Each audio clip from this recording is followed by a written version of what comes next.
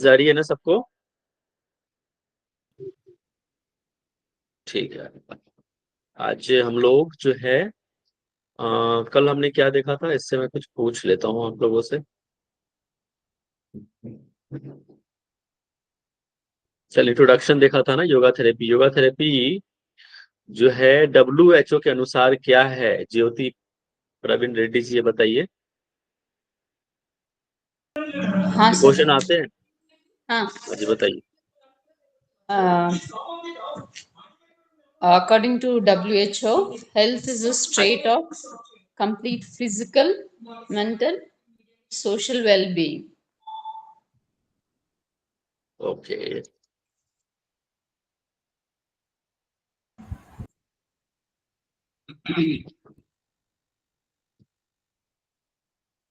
Answer absence of disease. आप सौरभ सौरभ जी बताइएगा कि साइकोसोमेटिक डिजीज क्या होता है? साइकोसोमेटिक डिजीज से ही हमारे साइकोलॉजी से रिलेटेड है। कोई एक नाम बताओ साइकोसोमेटिक डिजीज के, कोई भी एक नाम। Anxiety, depression, Parkinson.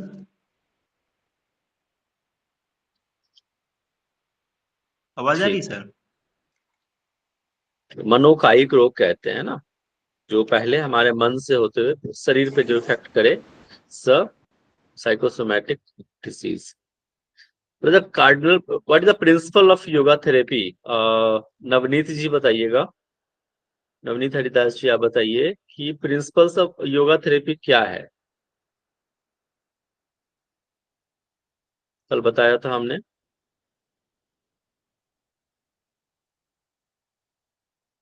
नहीं पता? ठीक है, लावी जी बताइए। Yes. सर उसमें लाइफस्टाइल सर, मैं आती बोलूं? है, आसन प्राणायाम आते हैं, हेलो। मुद्रा आता है, रिलैक्सेशन आता है, मेडिटेशन आता है, और उसमें हमारी षटकर्म वगैरह आते हैं।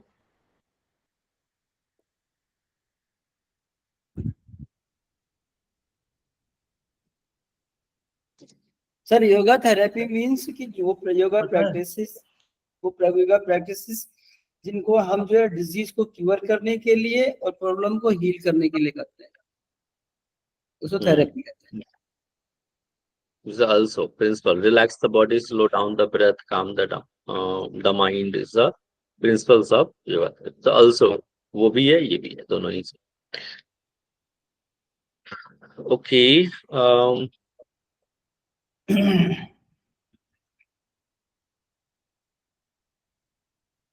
सीमा चौधरी जी, आप बताइएगा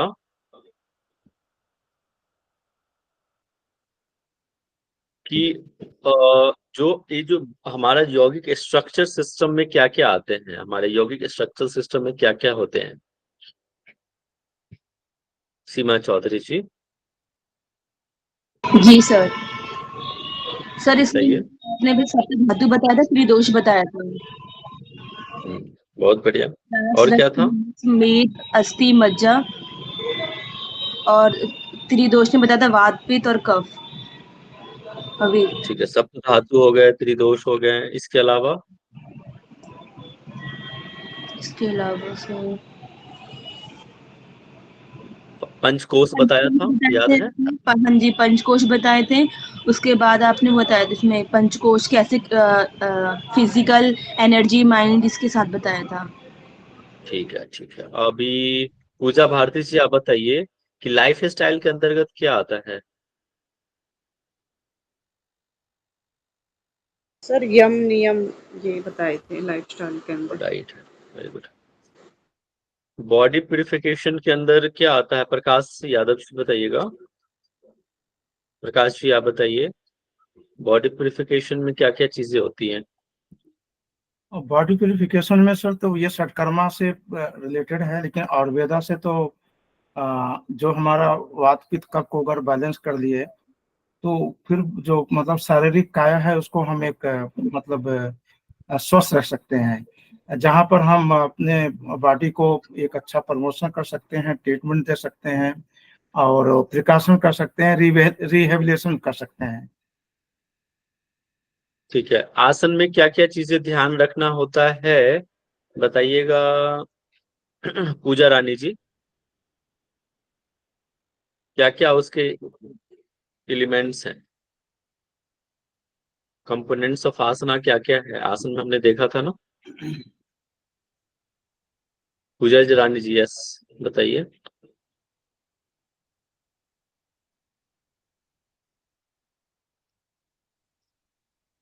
पूजा रानी जी, आपकी आवाज नहीं आ रही, आपने हैंड रेस करा है, आपकी आवाज नहीं आ रही है। सर श्वास कर्मा, दृष्टि और शीतली। स्थिति, नॉट अ शिक्षित, स्थिति, अच्छा हाँ, स्थिति पोजीशन, सर। ठीक है। फाइनल पोजीशन मतलब। और सर श्वास कर्मा में सर ब्रीथिंग पैटर्न मतलब। ओके। अकॉर्डिंग प्राणायाम के टाइप्स कौन से हैं, कौन कौन अकॉर्डिंग टू PYS, पतंजलि योग सूत्र के अनुसार, ये बताइएगा। पूजा भारती जी बताइए। बाह्य, आभ्यंतर, स्तंभिति और विक्षेपी।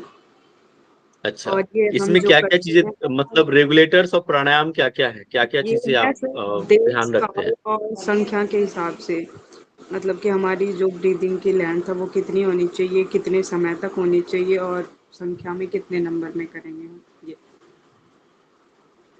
ठीक है। मुद्रा, अच्छा छोड़ो ये। रिलैक्सेशन टेक्निक्स में क्या क्या होता है, हेमलता जी बताइएगा।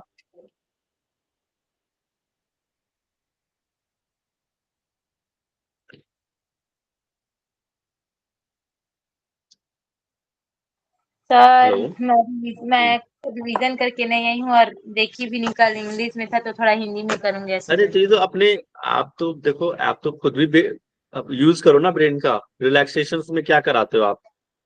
शिथिलीकरण के आसन सर, शवासन और विश्रांति बस। कारक। सर योग निद्रा, हाँ बस हो गया, ये शवासन, तो पूछा। शीतली कर्म और योग निद्रा सर। नीलम जी बताइएगा, essential points in yoga therapy, क्या क्या चीजें आपको ध्यान में रखना चाहिए, क्या अगर आप किसी पेशेंट को आप योगा थेरेपी दे रहे हैं तो? नीलम जी, नीलम। Yes sir. हाँ जी बताइए। यस। हाँ सर, अगर आप सबसे किसी पहले तो को हम योगा लोग, थेरेपी दे रहे हैं तो क्या पॉइंट्स आपको ध्यान में रखना है, क्या क्या बताइए। यस सर, याद अगर नहीं इसे है? कुछ डिजीज है तो पहले तो हम लोग, यस सर, रिवीजन करके नहीं आई हूँ। पुष्पा जी बताइए। जी सर। जैसे सर हम कोई भी डिजीज़ है उसकी स्टेज देखते हैं। अगर उसको कम है वो बीमारी तो हम उसको थोड़े से सही से आसन प्रैक्टिस करवा सकते हैं। अगर वो ज़्यादा ही बीमार है तो हम उसको थोड़े नॉर्मल से आप पढ़ के नहीं आए, पढ़ के नहीं आए, पता चल रहा है। नो सर, मैंने कल क्लास नहीं ली थी। अच्छा, क्लास नहीं ली थी। देखो, डाइट प्रॉपर उनका देना है, प्रैक्टिस सही से कराना है, रेगुलर कराना है, ठीक है। ये टाइम सर लेता है कंट्रोल उनको डाइट एक के लिए चीज। सर कंट्रोलिंग डाइट के लिए पेशेंट को करवाना है सर। ठीक है। लिमिटेशंस क्या है योगा थेरेपी की? बहुत ये क्वेश्चंस आते हैं। लिमिटेशंस ऑफ योगा थेरेपी क्या है, ये बताइएगा मेघना पाटिल जी। सर क्लास तो नहीं ली है, लेकिन ऐसे ही एक लॉजिकली लग रहा है कि जैसे बहुत गंभीर बीमारियां हैं, जैसे टीबी है, कैंसर है, उसमें हम योगा थेरेपी से कुछ क्योर नहीं कर सकते। और जैसे बहुत ज्यादा सिर्फ स्ट्रक्चरल प्रॉब्लम या फिर प्रिवेंटिव हम कर सकते हैं, या फिर जो बीमारियां कैंसर जैसी बीमारियों में हम सिर्फ हेल्प कर सकते हैं, ऑक्सीजन लेवल बढ़ा के या फिर लंग्स कैपेसिटी। पूरी तरह से क्योर करेंगे ये दावा नहीं कर सकते सर। और सिर्फ योगा थेरेपी एक अकेले मदद नहीं करेंगे, उसके लिए आपको और भी चीजें अपनानी पड़ेंगी। देखो, इसमें कोई डायग्नोस्टिक सिस्टम नहीं होता है, कोई इमरजेंसी ट्रीटमेंट नहीं होता है हाँ। ना, सर्जिकल यस। ट्रीटमेंट नहीं होता है, कोई इसमें यस। मेडिसिन नहीं दे सकते हैं, सीवियर इलनेस हो तो उसमें नहीं कर सकते, ये तो लिमिटेशंस है, ठीक है। यस।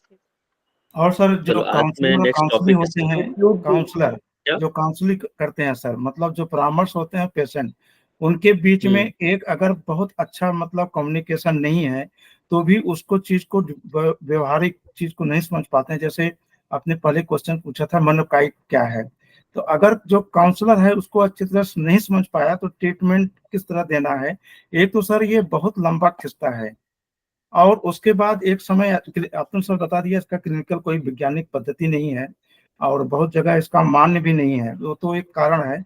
सबसे कारण जो मेरे अनुसार है कि दोनों के बीच में एक बहुत अच्छा संदर्भ हो, कम्युनिकेशन हो और वो लगातार एक तो वो तो दूसरे। हाँ, तो वही चीजें कर रहा हूँ ना कि जब अपन कल ही तो बताया था कि काउंसलिंग करते हैं सबसे पहले पेशेंट का और उसके अनुसार से हम उसको ट्रीट करते हैं। ठीक है, चलिए आज का जो टॉपिक है हमारा वो है रिस्पिरेटरी डिसऑर्डर। तो ये मैं स्क्रीन प्रेजेंट कर रहा हूँ, आप बताइएगा स्क्रीन शो हो रहा है क्या? जी, और भी कुछ अगर पूछना हो तो लास्ट में पूछ लीजिएगा, अभी मैं नेक्स्ट टॉपिक पढ़ा रहा हूँ। चलो स्क्रीन प्रेजेंट हो रहा है ना? जी सर। Yes sir.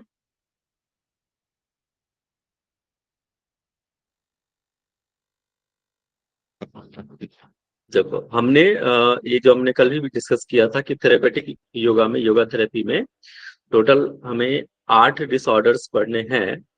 तो सबसे पहला जो वो है रिस्पिरेटरी डिसऑर्डर्स, जिसमें हमें ब्रोंचाइटिस, अस्थमा, एलर्जी, रेनाइटिस, ये इस तरह के टॉपिक्स हमको पढ़ने हैं। कार्डियोवैस्कुलर डिसऑर्डर है, एंडोक्राइनल मेटाबॉलिक डिसऑर्डर है, इसके अंदर भी कई सारे डिजीज हैं, उसको पढ़ना है। ऑब्स्ट्रिक एंड गायनेकोलॉजिकल डिसऑर्डर और मेंस्ट्रुअल डिसऑर्डर, इसी में हम लोग प्रीनेटल पोस्टनेटल भी पढ़ेंगे, कल जो पूछ रहे थे उसमें पूछे। गैस्ट्रो इंटेस्टाइनल डिसऑर्डर है, मस्कुलर डिसऑर्डर और न्यूरोलॉजिकल डिसऑर्डर और साइकेट्रिक डिसऑर्डर। टोटल 8 डिसऑर्डर हमें पढ़ना है और इसके अंदर कौन कौन से डिजीज आते हैं वो पढ़ना है। ठीक है, तो आज का जो टॉपिक है वो है रेस्पिरेटरी डिसऑर्डर। रेस्पिरेटरी डिसऑर्डर्स में टोटल हमें 4 टॉपिक्स पढ़ने हैं। एलर्जिक राइनाइटिस, साइनोसाइटिस, ब्रोंचियल ब्रोंचाइटिस यहाँ पे और ब्रोंचियल अस्थमा, ये 4 टॉपिक्स हमें पढ़ना है। देखते हैं आज कितना कर पाते हैं। एक बार मैं इसको सारे को डिस्कस कर देता हूँ कि कार्डियोवैस्कुलर डिसऑर्डर्स में हाइपरटेंशन, ये सिलेबस आपको पता होना चाहिए। सिलेबस के अंतर्गत भी इसके अंदर से भी क्वेश्चंस आते हैं, पूछ देगा डायबिटीज मेलाइटस जो है कौन सा डिसऑर्डर है, ऑप्शन दे देगा cardiovascular disorder, endocrinal metabolic disorder, obstetric gynaecological disorder, none of this. ठीक है, तो इस तरह के क्वेश्चंस आए हुए हैं, तो आपको पता होना चाहिए कि कौन सा डिजीज जो है, कौन सा डिसऑर्डर है, किस डिसऑर्डर के अंतर्गत आता है। तो डायबिटीज मेलाइटिस किस में आ गया? एंडोक्राइनल मेटाबॉलिक डिसऑर्डर में आता है। वैसे ही हाइपरटेंशन है, तो हाइपरटेंशन पूछ देगा ये कौन सा डिसऑर्डर है, कार्डियोवैस्कुलर डिसऑर्डर है या रेस्पिरेटरी डिसऑर्डर है या एंडोक्राइनल है या ऑल द अबव या नन ऑफ दिस, इस तरह से भी क्वेश्चंस आ सकता है। तो हाइपरटेंशन हो गया, कार्डियोवैस्कुलर डिसऑर्डर, तो ये आपको याद होने चाहिए कल। ठीक है, हाइपोथायरायडिज्म, ओबेसिटी, मेटाबॉलिक सिंड्रोम, ये क्या है? एंडोक्राइनल मेटाबॉलिक डिसऑर्डर है। एब्स्ट्रिक एंड गायनेकोलॉजिकल डिसऑर्डर या फिर मेंसेस से रिलेटेड जो डिसऑर्डर है, ये खासकर फीमेल रिलेटेड प्रॉब्लम्स हैं। इसको प्रॉब्लम्स मत कहिए, आप डिसऑर्डर कह सकते हैं। Dysmenorrhoea, menopausal, pre menopausal syndrome, yoga for pregnancy, child birth, antenatal, postnatal, ये सारे चीजें जो है हम लोग इसमें ऑब्स्ट्रिक में और गायनेकोलॉजिकल डिसऑर्डर्स में, मेंस्ट्रुअल डिसऑर्डर में पढ़ेंगे। इसका 5th वन है gastro intestinal disorder, gastric indigestion, ये एब्डोमेन जो हमारा अपच से रिलेटेड है, कॉन्स्टिपेशन, कब्ज हो गया, diarrhoea, IBS, irritable ball syndrome को कहते हैं आईबीएस, सुना होगा आपने, फिर कोलाइटिस और पाइल्स, ये हमें पढ़ना है गैस्ट्रो इंटेस्टाइनल डिसऑर्डर में। मस्कुलर स्केलेटल डिसऑर्डर के अंतर्गत हमें पढ़ना है back pain, intervertebral disc prolapse, IBDP कहते हैं इसको, और lumbar spondylitis, LS and arthritis, ये हमारा मस्कुलर स्केलेटल डिसऑर्डर के अंतर्गत आता है। तो इसलिए बॉडी के स्ट्रक्चर्स भी आपको पता होना चाहिए कि स्पाइन में कितने वर्टिब्रास होते हैं, कहाँ कैसे है, वो सारे चीज हम इसमें जानेंगे। ठीक है, तो अच्छे से मस्कुलर और स्केलेटल सिस्टम भी अच्छे से पढ़ना है आपको, रिवीजन करके आइएगा जब मैं ये पढ़ाऊंगा। न्यूरोलॉजिकल डिसऑर्डर में जब आप नर्वस सिस्टम पढ़ेंगे तो उसका यहाँ पे बहुत सारे यूज है। तो माइग्रेन, टेंशन हेडेक या एपिलेप्सी, मिर्गी, ठीक है, तो ये जो है हमें न्यूरोलॉजिकल डिसऑर्डर के अंदर पढ़ना है। साइकेट्रिक डिसऑर्डर में न्यूरोसिस, एंजाइटी डिसऑर्डर, फोबिया, कई प्रकार के फोबिया होते हैं, उसके बारे में पढ़ेंगे। और डिप्रेशन, ये हमारा हो गया साइकेट्रिक डिसऑर्डर, टोटल 8 डिसऑर्डर, ठीक है। आज हम पढ़ते हैं रेस्पिरेटरी डिसऑर्डर। ये समझ में आया सबको? ये बताइए, क्लियर है? यस। ठीक है। अब हम पढ़ते हैं respiratory system. Respiratory system disorder से पहले आपको इसके सिस्टम के बारे में जानना बहुत जरूरी है। भाई कहाँ से पहले ब्रीदिंग लेते हैं, कहाँ जाता है, लंग्स में कैसे पहुंचता है, भाई लैरिंग्स फैरिंग्स कहाँ होता है, ब्रोंचाइटिस का। अब मैं जैसे ब्रोंचाइटिस पढ़ाऊंगा, ब्रोंचियल अस्थमा पढ़ाऊंगा, तो आपको पता होना चाहिए ना कि ब्रोंचिस कहाँ पे है, ब्रोंचाइटिस कहाँ पे है, ठीक है। तो कहाँ होता है?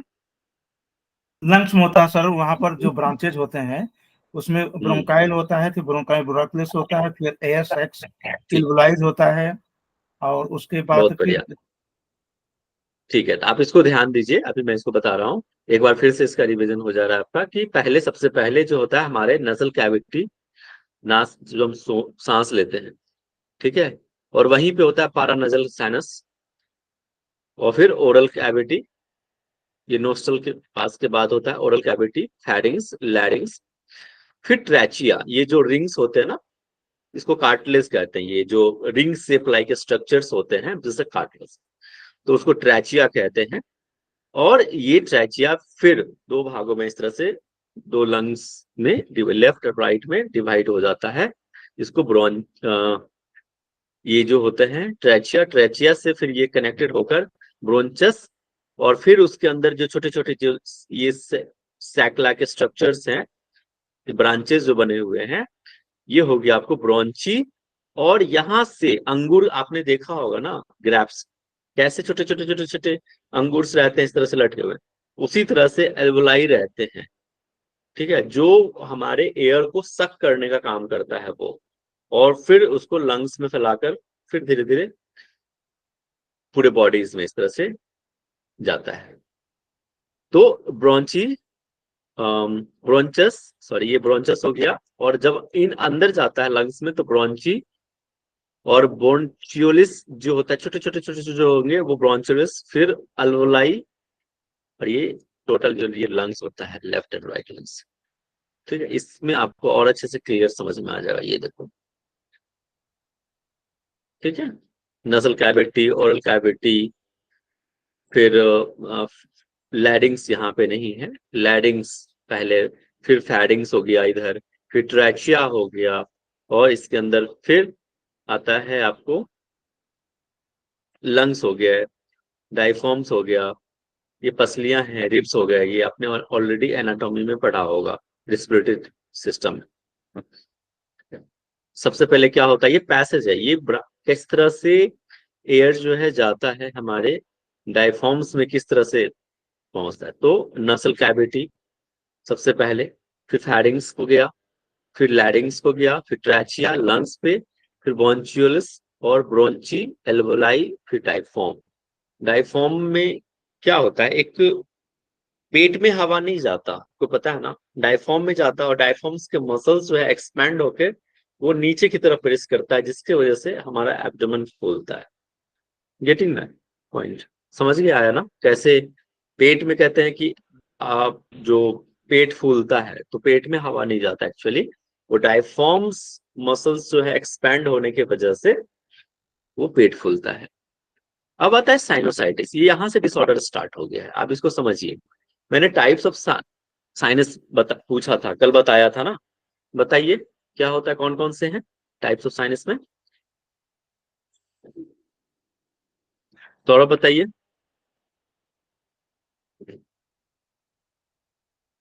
हेलो, आवाज जा रही है सबको? फ्रंटल बताया था, पैरेटल, और सर एक और बताया था। फ्रंटल बताया था, फिर टाइप्स ऑफ साइनस फ्रंटल बताया था, फिर उस ठीक है, अभी पता चल जाएगा। तो फ्रंटल होगा साइनोसाइटिस सर, समझो, उसमें भी चार हमने बताया था, फ्रंटल, इथेमॉइड, फ्रंटल मैक्सिलरी, और एक बताओ कौन है? Sir ethmoid. एफिनोइड। इथेमॉइड। ठीक है। तो साइनोसाइटिस, जहां जहां पे आइटिस लग जाए ना, समझे, ITIS, इसका मतलब होता है इन्फ्लामेशन या स्वेलिंग होना उस जगह पे। अब साइनस के हमने टाइप्स बताया चार, उस जगह पे इन्फ्लामेशन हो जाना, स्वेलिंग आ जाना, जिसे कॉल्ड द साइनोसाइटिस। साइनस में इन्फ्लामेशन हो जाना, जहां जहां पे साइनस है, फ्रंटल हो गया, पेराइटल हो गया, इथेमॉइड हो गया, मैक्सिलरी हो गई, ये चार प्रकार हमने बताया।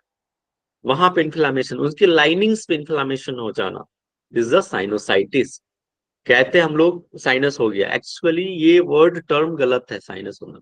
साइनस तो ठीक है, वो तो सही है, साइनस तो सबको है, लेकिन उसमें इन्फ्लामेशन हो जाए, आइटिस लग जाना, this is called the disorder, ये डिजीज है साइनोसाइटिस। तो करेक्ट वर्ड क्या यूज करते हैं जब डिसऑर्डर होता है? तो साइनोसाइटिस हो गया, ठीक है। तो इसमें स्वेलिंग आना, साइनोसाइटिस इज एन इन्फ्लामेशन और swelling of the tissue lining of sinus. जो साइनस के जो टिश्यू, जो लाइनिंग्स रहते हैं, या उसको लेयर समझ लीजिए, वहां, सॉरी, वहां पे स्वेल आ जाना, इन्फ्लामेशन आ जाना, this is called the sinusitis. Sinus are a hollow space, एक खोखली जगह होती है जहां पे हवा भरा हुआ रहता है। जिसको हेल्दी साइनस रहता है वहां पे क्या होता है, हवा रहेंगे, हल्का मॉइस्ट रहेगा, लेकिन पूरा एयर रहता है, मॉइस्ट एयर। लेकिन उसमें क्या हो जाता है, जब बहुत, कहते हैं ना, उसमें पस जमा हो जाना, इन्फ्लामेशन हो जाना, स्वेल हो जाना, या फिर कॉफी नोज जैसे होते हैं ना, कि उसमें म्यूकस जमा हो जाना बहुत, तो जाके फिर ये साइनोसाइटिस होता है। So hollow space within the bone between your eyes, behind your cheekbones, in your headache। ये देखो इमेज दिख रहा है ना, एक ऊपर है, इस तरह से ये जो स्ट्रक्चर्स आपने देख रहा है, ये पूरा एरिया जो है होलो स्पेस होता है यहाँ पे। They make mucus which keeps the inside of your nose moist. उसमें क्या रहेगा, हल्का सा एक लिटिल चिपचिपा रहेगा, ताकि जो डस्ट है वो क्या करेगा, उस चिपचिपे से क्या होगा, उससे चिपक जाएगा, जिसके वजह से आपको जो भी एलर्जी हो रहा है, या फिर डिसऑर्डर ये होगा, जैसे साइनोसाइटिस होगा, उसको रोकने के लिए। आपने देखा होगा नोज के अंदर भी बाल रहते हैं, क्यों रहते हैं, हेयर रहते हैं ना बाल, डस्ट को रोकने के लिए। हल्का देखना, हल्का सा नाक में चिपचिपा सा रहता है, क्यों? कि जो भी डस्ट पार्टिकल है वो उससे चिपक जाए, उस म्यूकस से चिपक जाए, ताकि वो अंदर ना जाए, ठीक है। लेकिन वो अगर एक्सेस हो गया तो फिर वो साइनोसाइटिस कहलाता है, फिर वहां इन्फ्लेमेशन वो क्रिएट करता है। That in terms help protect against the dust, allergens and pollutants, जो मॉइस्ट है। Healthy sinus are filled with air, but when they become blocked and filled with fluid, germs, and grow and cause the infections, अगर उसमें हवा भरा हुआ है तो वो हेल्दी साइनस कहलाता है। लेकिन जब वो ब्लॉक्ड हो गया हो, किसी फ्लूइड से, जर्म से, वहां इन्फेक्शंस होने की वजह से, फिर वो क्या होता है, वहां पे स्वेलिंग आ जाती है, जिसे कॉल्ड द साइनसाइटिस। ये देखो इमेज, इसमें और अच्छे से क्लियर हो जाएगा। ये आप लेफ्ट साइड का इमेज देखिए, ये क्या है, बिल्कुल एयर भरा हुआ है, यहाँ पे बिल्कुल क्लीन है। लेकिन आप राइट साइड देखो तो क्या है, साइनोसाइटिस में इन्फ्लेमेशन आ गया है, इससे देखो ये इन्फ्लेमेशन आ गया है, एक्सेस म्यूकस जमा हो गया उस जगह पे, ठीक है। तो इसमें अब यहाँ से आपको दो चार भागों में मैं आपको बता रहा था ना, चार भागों में बांटा हुआ है। एक तो फ्रंटल, ये ऊपर वाला भाग, आईब्रोज के जस्ट ऊपर। सिफेनॉइड, ये जो है यहाँ वाले भाग में, नोज के जस्ट पीछे वाला स्ट्रक्चर। इथेमॉइड, इसके जस्ट नीचे, आंखों के जस्ट नीचे ये पार्ट। और मैक्सिलरी, ये वाला भाग, ये जो है मैक्सिलरी, ये चार भागों में बांटा हुआ है। और दोनों राइट और लेफ्ट को नोज को कौन बांटता है? It is a septum. Septum deviation कहते हैं ना, कई बार इसकी वजह से भी इंफ्लेमेशन, जो डीएनएस आपने सुना होगा, डीएनएस डेविएटल डेविएशन नजल सेप्टम कहते हैं। ये जो है ना सीधा, इसमें डेविएशन होने के वजह से भी कई बार आपने स्नोरिंग सुना होगा, कई बार बहुत लोग करते हैं, खराटे लेते हैं, ये डीएनएस की वजह से भी होता है। ठीक है, तो वो तिरछा रहता है, तो कई बार कहते हैं कि आप जल नीति या सूत्र नीति, रबड़ नीति कीजिए, वो ठीक हो जाएगा। Condition that can causes sinus blockage inside, क्या कारण हो सकता है इसके पीछे, साइनस के ब्लॉकेज के पीछे? तो एक कॉमन कोल्ड, अगर आपको सर्दी जुकाम इस तरह से है तो वो होगा।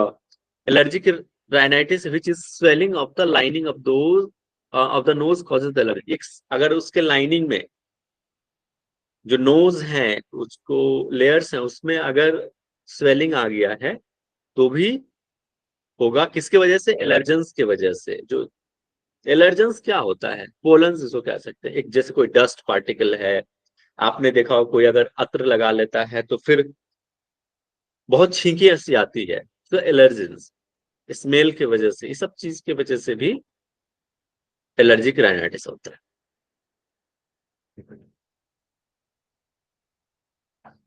हाँ देखो, इस ये क्या है, ये अभी जो हम पढ़ेंगे इसके आगे, एलर्जिक राइनाइटिस जो हम पढ़ेंगे, ये सारे ही एक दूसरे से रिलेट करता है। अभी हम क्या पढ़ रहे हैं? साइनोसाइटिस पढ़ रहे हैं। तो एलर्जिक राइनाइटिस के वजह से भी साइनोसाइटिस हो सकता है, और साइनोसाइटिस के वजह से भी एलर्जिक राइनाइटिस हो सकता है, जैसा एक दूसरे से ये कोरिलेट है। ठीक है, अभी हम पढ़ेंगे आगे एलर्जिक राइनाइटिस, और क्लियर हो जाएगा कि क्या होता है एलर्जेंस, क्या होते हैं पोलन्स, क्या किस वजह से। Small growths in the lining of the nose called the nasal polyps, जैसे धीरे धीरे ग्रोथ करता है तो पॉलिप्स, छोटी छोटी गांठ अगर बन गया है आपके नजल में, अंदर में उसके पैसेज में, तो भी फिर ये साइनोसाइटिस हो सकता है। डेविएटेड, अभी हमने बताया था डीएनएस, डेविएटेड नजल सेप्टम्स की वजह से अगर वो शिफ्ट कर गया है, लेफ्ट या राइट मूव कर गया, तो भी स्वेलिंग हो सकता है साइनस। टाइप्स ऑफ साइनसेस, इसे 4 भागों में इसको बांटा गया है। एक तो होता है acute sinusitis, second one is subacute sinusitis, chronic sinusitis and recurrent sinusitis. एक एक करके समझते हैं क्या होता है। देखो, एक्यूट होता है मतलब कि थोड़े से समय के लिए, जैसे कि आपको कुछ किसी वेदर के वजह से या फिर सर्दी जुकाम हो गया है, तो ये 2 से 4 वीक्स के अंदर ठीक हो जाता है, इसलिए इसको एक्यूट बोला गया। ये जल्दी किसी मौसम में हो गया, सर्दी मौसम चेंज हो रहा है तो हो जाएगा, सर्दी जुकाम हुआ है तो हो जाएगा, और फिर जल्दी वो ठीक हो जाता है। जैसे किसी को रनिंग नोज हो गया है, स्टफी नोज हो गया है, भरा भरा सा लगता है नोज, स्टफ हो गया है, फेशियल पेन है, ये सिम्टम्स हैं एक्यूट साइनोसाइटिस के। ठीक है, इट में start suddenly and last 2 to 4 weeks में। ये कभी भी हो सकता है, स्टार्ट होगा और फिर वो ठीक भी हो जाएगा। इस टाइम पे आपको नाक बहेगा, स्टफ्ड रहेगा नोज, फेस पे थोड़ा पेन सा फील होगा, एक्यूट साइनोसाइटिस। लेकिन यही अगर ज्यादा टाइम तक होने लग जाए, 4 से 12 वीक तक चला जाए, ठीक है, तो सब एक्यूट साइनोसाइटिस कहलाता है। And this leads to the chronic sinusitis. अगर यही 12 वीक से अगर ज्यादा हो गया, ये ज्यादा टाइम ले रहा है, तो फिर द क्रॉनिक साइनोसाइटिस। ठीक है, क्रॉनिक मतलब बहुत पुराना कोई बीमारी है, क्रॉनिक डिजीज कहते हैं उसको, क्रॉनिक साइनोसाइटिस। अगर लंबे टाइम तक आपको ये सिम्टम्स रहते हैं तो। रिकरेंट साइनोसाइटिस, ये क्या होता है? रिकरेंट होता है ना, रिकरेंट अकाउंट भी होता है, कभी भी मतलब ये आता है और जाता है, आता है जाता है, इसको रिकरेंट। ठीक है, अभी हुआ है, 10 दिन बाद ठीक हो जाएगा, फिर ऐसा कुछ मौसम चेंज हो रहा है, कुछ हो रहा है, तो फिर वो वापस आ जाएगा। Happens several times in a year, साल में कई बार ये आपको हो सकता है recurrent sinusitis. The 4 types. Next, who gets it? It more likely if you have swelling inside the nose. देखो, जनरली ये किसको ज्यादा होगा कि अगर आपके नाक में स्वेलिंग हो रखा है तो उसको साइनोसाइटिस कह सकते हैं। From A common cold, common cold की वजह से अगर नाक के अंदर स्वेलिंग हो रखा है तो होगा। ब्लॉकेज हो रखा है, जो डक्ट्स रहते हैं, पैसेज रहते हैं, वो ड्रेनेज जो है वो अगर ब्लॉक्ड है तो होगा। नैरो अगर है, वो जो पैसेज है अगर छोटा हो गया है तो उसके वजह से भी होगा। नजल पॉलिप्स के वजह से होगा। अगर इम्यून सिस्टम डिफिशियंसी की वजह से भी, या फिर medications that suppress the immune system, अगर आपका कोई मेडिसिन चल रहा है, कोई मेडिकेशन चल रहा है, तो उसके वजह से भी आपका जो है इम्यूनिटी सिस्टम पे इफेक्ट पड़ता है, और जिसके वजह से भी साइनोसाइटिस हो सकता है। बच्चों में ये कब कब जनरली होता है, जब एलर्जी बहुत होता है कि बच्चों में एलर्जी की वजह से हो सकता है। अगर बच्चे स्कूल जा रहे हैं, डे केयर में हैं, तो उस टाइम पे भी क्या होता है, अपने टच में रहते हैं, किसी ना किसी बच्चों के टीचर्स के कांटेक्ट में रहते हैं, तो फिर उस टाइम पे भी ये हो सकता है। Bottle drinking while lying on, अगर कोई बच्चा कहते हैं ना, बच्चों को लेट कर नहीं पीना चाहिए पानी, सड़क जाएगा, इस तरह से कहते हैं ना, होता है। तो वही उसके वजह से अगर आप लेट कर पानी पीते हैं तो भी ये हो जाएगा। आपके इन्वायरमेंट में बहुत स्मोक है तो इन्वायरमेंट का भी फर्क पड़ता है, तो भी हो जाएगा। The main things that make sinusitis more likely for adults और इन्फेक्शंस एंड स्मोकिंग। स्मोकिंग की वजह से भी हो सकता है। अगर कोई एडल्ट इस तरह से स्मोक कर रहा है तो, या फिर इन्फेक्शंस की वजह से भी साइनोसाइटिस हो सकता है। सिम्टम्स ऑफ एक्यूट साइनोसाइटिस, अभी हमने पढ़ा था ना एक्यूट वाला, उसमें क्या क्या रहेगा। ये तो फेशियल पेन रहेगा, या प्रेशर क्रिएट होगा आपके फेस पे, नोज स्टफ्ड हो गया, भरा भरा सा रहेगा नोज, रनिंग नोज, नाक का बहना, ठीक है। लॉस ऑफ स्मेल, आप देखो सर्दी हो जाता है तो कितनी भी अच्छे अच्छे पकवान रख दो, कुछ नहीं स्मेल आता उसमें, ठीक है, तो लॉस ऑफ स्मेल हो जाएगा। कफ और कंजेशन भी रहता है इस टाइम पे। The symptoms of acute sinusitis you में आल्सो, और भी क्या क्या आएगा इसके वजह से। देखो, एक तो रहेगा कि फीवर भी आ सकता है, बैड ब्रेथ, श्वास में दुर्गंध आएगा, थकान से महसूस होगी। देखना जिनको सर्दी जुकाम रहता है ना, साइनोसाइटिस रहता है, उनको थकान बहुत होती है, श्वासों में दुर्गंध आता है, उनको फीवर के जैसा फील होगा, बॉडी हीट करेगा, दांतों में भी दर्द आना शुरू हो जाता है। It may be acute sinusitis if you have 2 or more symptoms और thick green yellow nose discharge. और ये क्या करेगा, आपने देखा होगा कि नाक से भी कई पर जो है धीरे धीरे थिक और ग्रीन येलो नोज डिस्चार्ज भी निकलते रहते हैं, जिसकी वजह से भी ब्लॉकेज भी हो जाता है, नाक खराटे आने लग जाते हैं, रात में सांस लेने में दिक्कत आती है, ब्रीदिंग प्रॉब्लम्स आना शुरू हो जाता है। Symptoms of chronic sinusitis, chronic sinusitis के क्या सिम्टम्स हैं, ये तो 12 वीक या 12 वीक से ज्यादा रहेगा। हमने एक्यूट का कितना दिया था टाइमिंग, 4 to 1 to 4 वीक के बीच में। बहुत बढ़िया। A feeling of congestion of fullness on your face, chronic में क्या रहेगा, लगता है फेस एकदम भरा भरा सा रहेगा, कंजेशन फील होगा, ठीक है, एकदम स्टफी नोज हो जाता है उस टाइम पे, नजल ऑब्स्ट्रक्शन और नजल ब्लॉकेज, पूरा नाक ब्लॉक हो जाएगा, सांस लेने में दिक्कत आती है उस टाइम पे। बस इन द नजल कैविटी, पस जमा हो जाएगा आपके नजल ड्रेनेज पे, कैविटीज में पस जमा, ये तो कैविटी है ना, साइनस क्या है, पूरा कैविटीज है, उसमें पस जमा हो जाएगा। फीवर आएगा, same as it is same. Runny nose, discharge fast nasal drainage, उसमें से थिक जो है ग्रीन व्हाइट डिस्चार्ज होगा। You may also have the headache, जिसकी वजह से देखना सब भारी भारी रहता है, हेडेक सा फील होगा, श्वासों में दुर्गंध, दांतों में पेन भी होता है, और आप फैटिक्स महसूस करते हैं, फील टायर्ड। आप क्या करते हैं जब आपको ये होता है, तो आप वेपोराइजर यूज करते हैं, स्टीम लेते हैं, तो वार्म मॉइस्ट एयर में help you have the chronic sinusitis, आप उसमें वेपोराइजर यूज कर सकते हैं। You can use the vaporizer, inhaler, है ना, warm water, make sure water is not too, और ऐसा देखना है कि पानी बहुत ज्यादा गर्म नहीं होना चाहिए। There are some other things you can do yourself with chronic, और क्या कर सकते हैं इसमें, warm compresses can ease pain in the nose, अगर आपके नाक में भी दर्द है, फेस में पेन सा हो रहा है, तो आप वार्म कंप्रेसेस भी यूज कर सकते हैं, इट्स लाइक अ वेपोराइजर की, उसी के जैसा रहता है वो। Drink plenty of fluids to keep mucus thin, आपको ये सर वो म्यूकस को, कंप्रेसर क्या होता है, थोड़ा ज्यादा एक्सप्लेन करेंगे?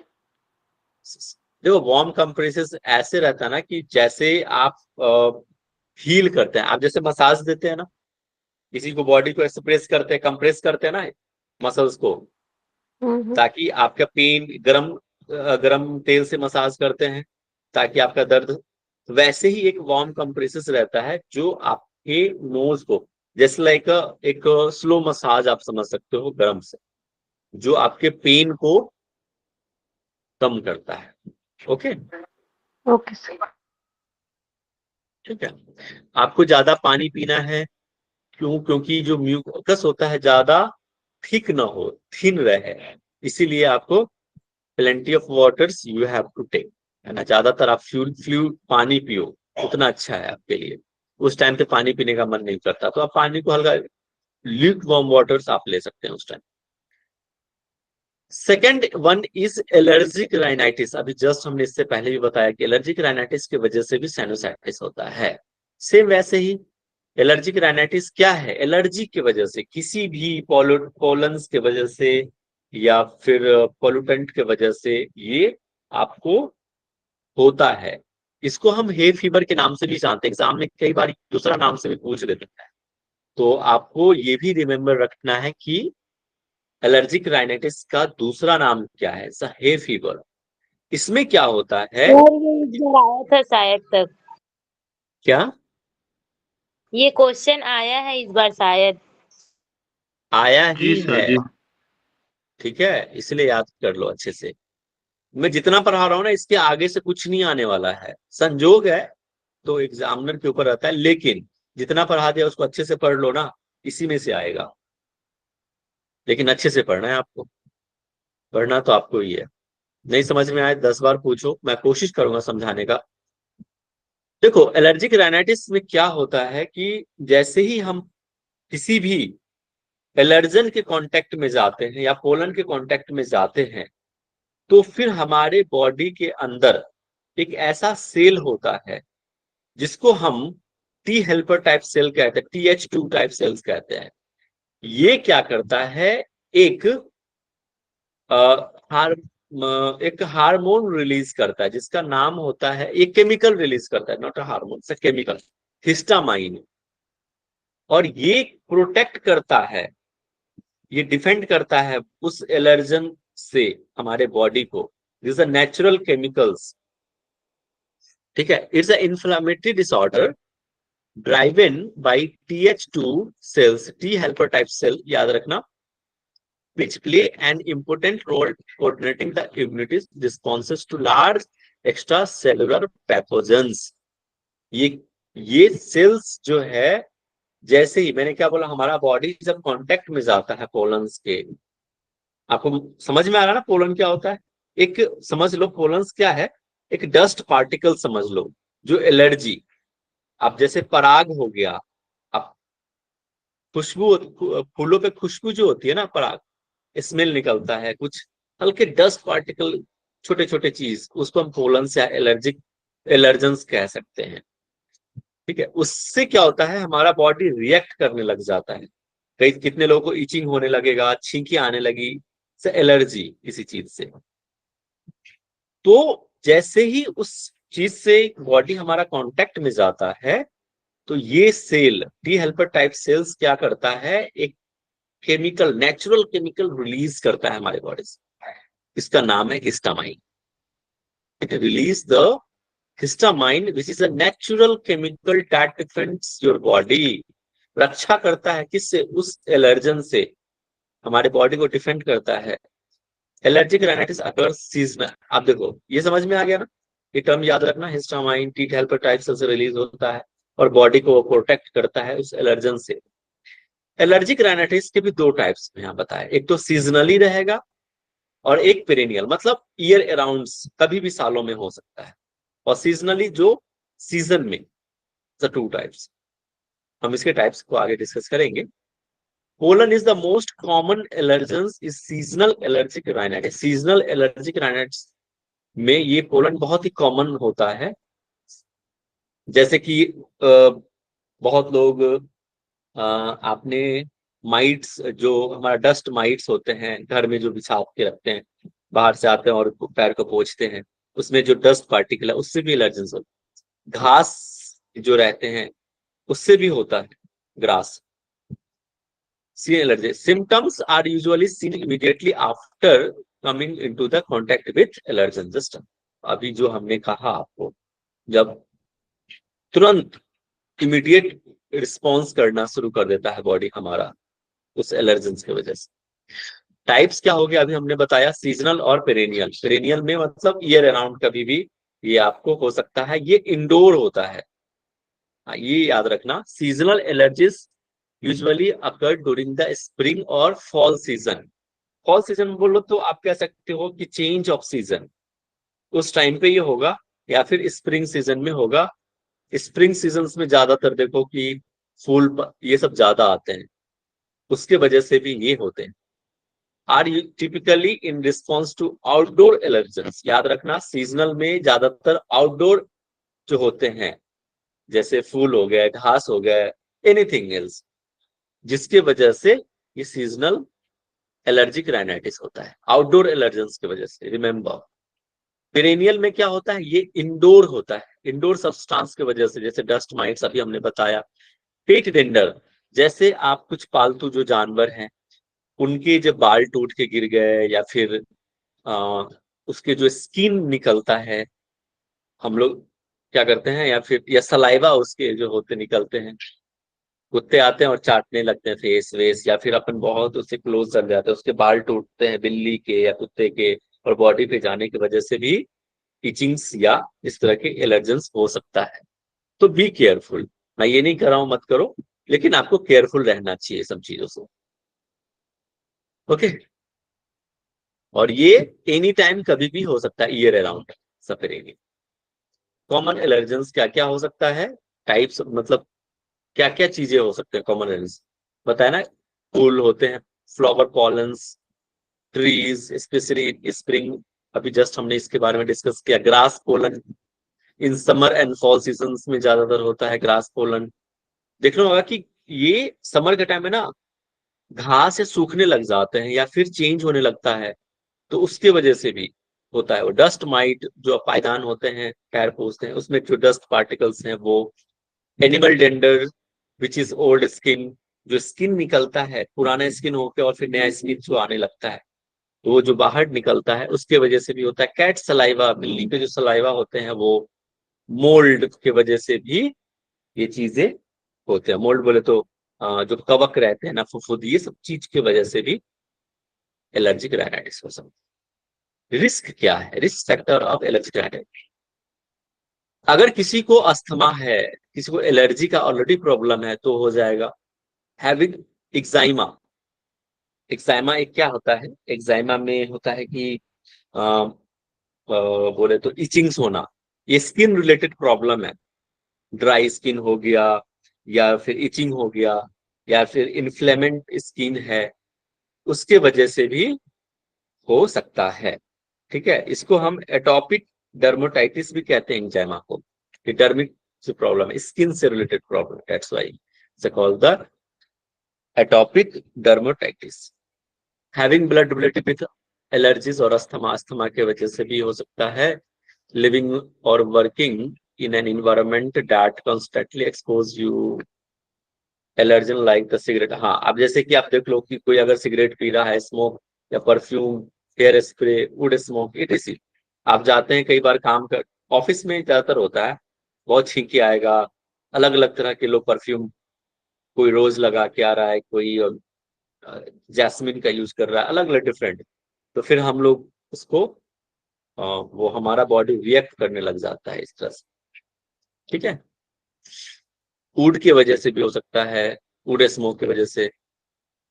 आपने देखा बहुत लोगों को क्या होता है, घर में अगर फर्नीचर का काम चल रहा है, उसके वजह से भी एलर्जिक राइनाइटिस हो सकता है।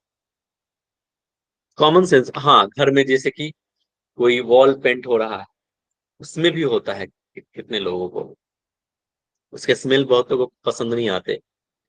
Common symptoms of allergic rhinitis, क्या क्या सिम्टम्स हो सकते हैं। एक तो स्नीजिंग आएगा, छींके बार बार आएगा, नाक बहेगा, नोज स्टफ्ड हो जाएगा, कफिंग आएगा, गले का सोर थ्रोट हो जाएगा, खट्टापन एक ना गले में उस तरह का आएगा, आंखों में जलन फील होगा, itching eyes and watery eyes, आंखों में पानी के जैसा आना शुरू हो जाएगा। अकॉर्डिंग टू आयुर्वेदा, आयुर्वेद के अनुसार से ये पूछेगा नहीं लेकिन आप पहले जान लो, allergic rhinitis is a cause due to the ama toxins, toxins जो हमारे बॉडी में बढ़ जाने की वजह से भी ये होता है, present in the body due to the low immunity की वजह से, ठीक है, टॉक्सिस की वजह से भी ये एलर्जिक राइनाइटिस हो सकता है। एक्यूमुलेटेड आमा एग्रीवेट्स द लेवल ऑफ द कफा, अगर बॉडी में आम बढ़ गया है, ठीक है, टॉक्सिस बढ़ गया है, या फिर बोल सकते हैं कि वात का भी बढ़ जाना, ठीक है, aggravate the level of the kapha, और कफ को बढ़ाता है ये in the body, gives the rise in the different symptoms of allergies. आप इसको स्किप भी कर सकते हो, आपको अपने समझने के दृष्टिकोण से देख भी सकते। आयुर्वेद में इसका ट्रीटमेंट है क्या, तो एक निदान परिभाषण होता है, अगर लोग आयुर्वेद पढ़ रहे होंगे, पढ़ाया होगा, तो वहां पे एक होता है निदान परिभाषण, avoidance of the allergens causing the reactions, वहां कराया जाता है। फिर शोधन, डिटॉक्सिफिकेशन, समन, पेसिफिकेशन, रसायन, रिजुविनेशन थेरेपीज, ये रसायन, एक कोई रस बोल सकते हैं, धातुओं का प्रयोग, रसायन एक होता है, एग्जैक्टली आप समझ लो, रसायन का प्रयोग कोई धातु से रिलेटेड है, ये उसका प्रयोग करके इसको ठीक किया जाता है। तो ये आयुर्वेद में दिया जाता है, निदान, परिभाषण, शोधन, समन और रसायन,